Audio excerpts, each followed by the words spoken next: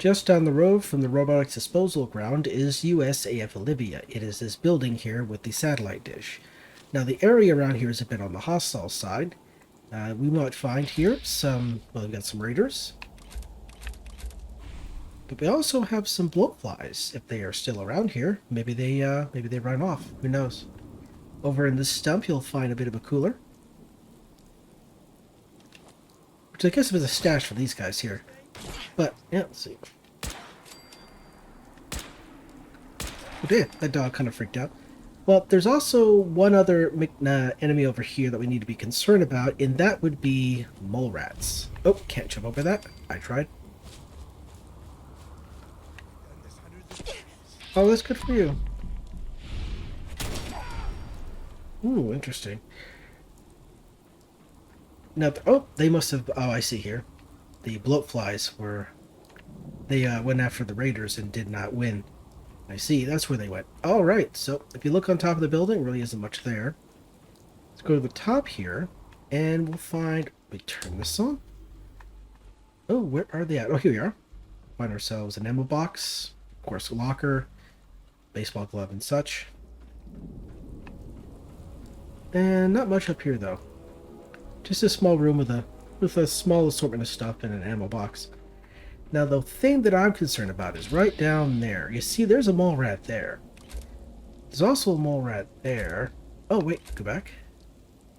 Wait a second. Where's that mole rat at? Oh, there he is. Oh, that's not him. Oh wait, or is it him?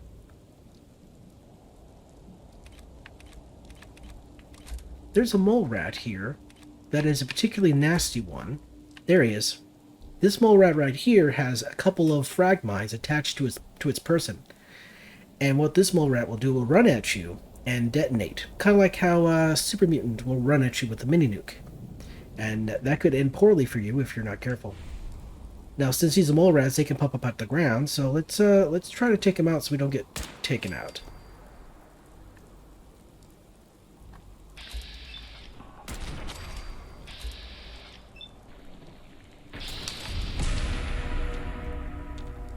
Alright, now, if you don't take out the mole rats entirely, they will actually run up this ramp here to get to you.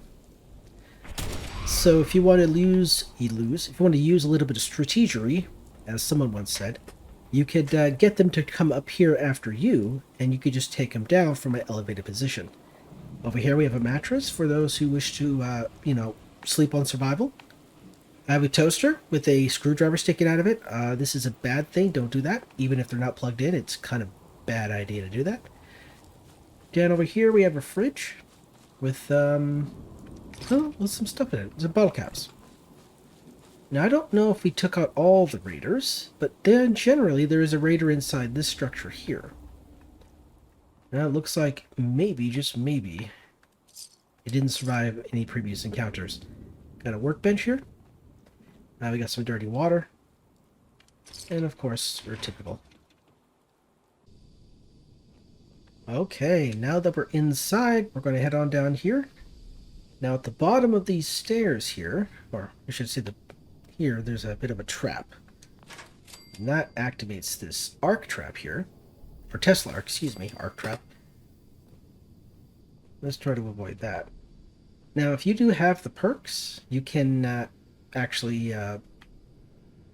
was it like hack this to, well, disable that, but of course if you got past it, either you disable it yourself or you have the perk that prevented that. So here we are, we got ourselves a raider. Now around in here there you got just an assortment of junk, blowtorch, so if you need some oil, got some right there, got some purified water down here, good stuff. Now there's raiders and there is a dog in here.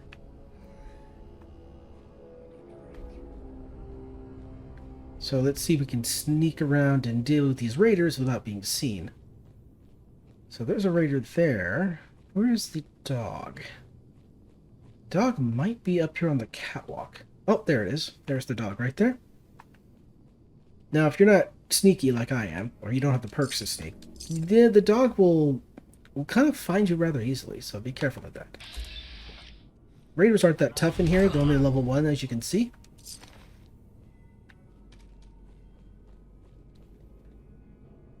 But if you're sneaky enough, you can avoid being detected. You can take him out without being detected.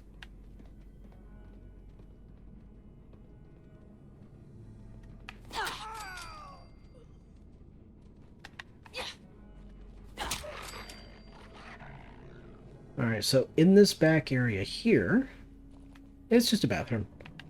You know, your typical bathroom. Just some random nonsense in there, stim packs. Sometimes there's, what are those called? Bobby pins. See what's in here. Oh, a plunger. Yep, another plunger in a place where bad things happen. I'm not surprised. A plunger in the bathroom? That's a likely place for it to be. So I believe at the end of this catwalk here is a, yep, there's a chem box, and there's a tool case that might have your favorite nonsense inside. The duct tape right there. Let's see, how many... That's a good question. How many of these do I got? I got a couple of those. That's good. So, if you pop down here, as we saw earlier, there is actually a... there's a raider in that room over there. And there's some raiders over there. Now, there's a raider in this room over here named Ack Ack, and I do believe it's a she. It's a female-bodied person. Ack Ack has a minigun. So if you want to get some minigun ammunition early, some 5mm early, you can by coming here before heading off to Sanctuary, so you have extra bullets if you really need to have extra bullets.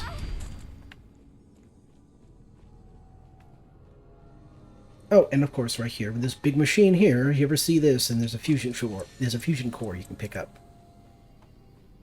Sometimes the words don't come out right. So that's Raider. So, you can't see it, but there's a room over here with maybe a couple of raiders in it. And what's going to happen is when I toss this grenade, there's Ack Ack right there. What the?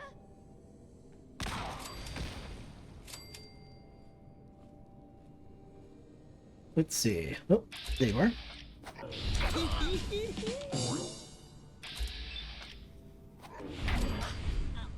There we are. Brilliant. So, yep, here's our minigun. This is a raider, and Ack Ack is right here. So, yep, 104 5mm. Not terrible. Could be better, but not terrible. And it's kind of interesting how there's a named raider just kind of out here randomly. So there is a settlement called Abernathy Farm, and in Abernathy Farm, let's see, can I look at that? No, I can't. At Abernathy Farm, there's a man named Blake Abernathy. He will tell you a story about how these raiders came to his farm and did something terrible and took a locket. And he wants that locket back. And so what he'll do is he'll send you out here to pick up the locket. So the locket is in this toolbox next to this locked door. Well, anyway, let's go through this door here. No. Brilliant. Sweet. Alright, now once in here, that is a big red roach. Now I don't think it's actually as large as it looks. I'm thinking maybe that's just so there's one there. Let's find out. Oh, it is large. Oh, that is a very big red roach. I don't think I've seen one that large before. That is very large. That's a lot bigger than I think I remember seeing it. Anyway. Let's see that. No, there should be another one maybe? Oh, is this one? Oh, this one already got taken down. Never mind. Alright, so if you go back here where this person is, another one will appear. Oh, and this is a spot where you can get yourself an army helmet if you want. There's a bit of a radio here you can turn on. Pretty pristine looking. You got yourself an antique globe. But this right here is one of the things we're in this room for. There's an intel key, because this intel key will unlock a door upstairs that I did not point out, but I will this time. And back over here, you got some Rad-X and some 10mm. Got a crate right here if you want to get into, and back over here is another first aid kit. There we go. All right. Now that we got the key, and if you got the quest, grab the locket. we'll head upstairs. So here is the room I was talking about. See, there's a security gate. Now, I do believe the security gate has a pretty advanced lock on it. So if you're here early in the game, you'll need to get the key to unlock it. But if you got the perk, go for it. So as we open it up inside, you come to the right. You'll find a duffel bag with who knows what inside. A locked safe. Another antique globe, if you're into collecting those. Of course, your typical trunk that you would find at the end of kind of any internal cell or dungeon.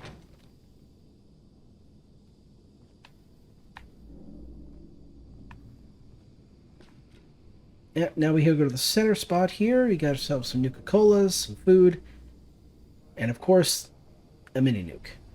And for those who are looking at a magazine collection, we got ourselves a U.S. Covert Operations Manual, Tiptoe Through the Tulips. Excellent. Permanently be more difficult to detect while sneaking. Brilliant.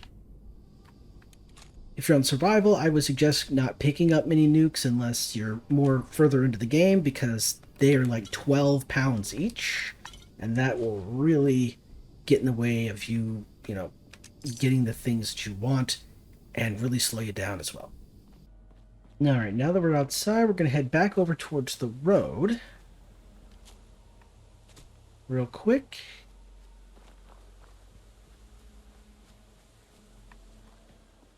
Oh, is it over here? I think it's over here.